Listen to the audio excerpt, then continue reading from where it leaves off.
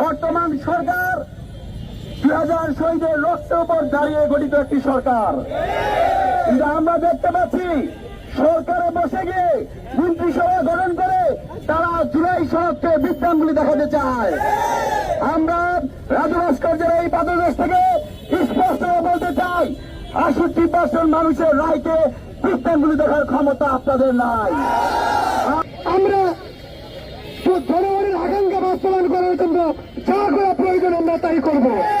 সেটা যদি বিএনপির বিপক্ষে চাই, সেটা যদি প্রধানমন্ত্রীর বিপক্ষে চাই, আমরা সেটাই করব। আমাদের অবস্থান অত্যন্ত স্পষ্ট। সেই জায়গা থেকে বর্তমান সরকারের প্রতি আহ্বান জানাতে চাই, আপনারা অনেক বিষয় নিয়ে লুকোচুরি করছেন। জুলাই সনদ নিয়ে আপনাদের কি অবস্থান সেটা স্পষ্ট করছেন না। 20,000-এর বেশি মানুষ জীবন দিয়েছে, 30,000-এর বেশি মানুষ তারা আহত হয়েছে।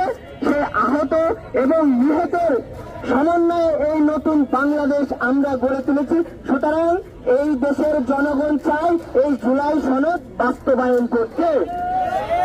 শোষণের কোটা সংস্কার আন্দোলনের ধারাবাহিকতায় 24-এর গণঅভ্যুত্থান হয়েছে, যার অন্যতম স্টেক হোল্ডার এই ছাত্র অধিকার পরিষদ। তারা দেশ গঠনে কখনোই পিছপা হয় নাই।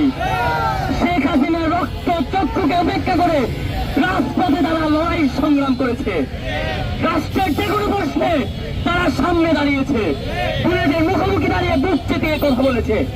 তাই এই বাংলাদেশ নিয়ে, নতুন বাংলাদেশের নতুন বন্দোবস্ত নিয়ে কোন প্রকার যদি কাটাছেড়া হয়, সেটাকে এই ছাত্র অধিকার পরিষদ ছেড়ে কথা বলবে না।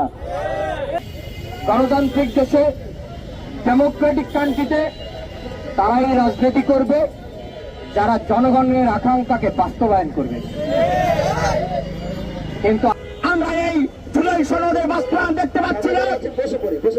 এই জুলাই সনদ বাস্তবায়নের জন্য বাংলাদেশের জনগণ 68% ভোটে গণভোটে হ্যাঁ পক্ষে রায় দিয়েছিল। বাংলাদেশের জনগণ বিএনপির প্রতি আস্থা রেখে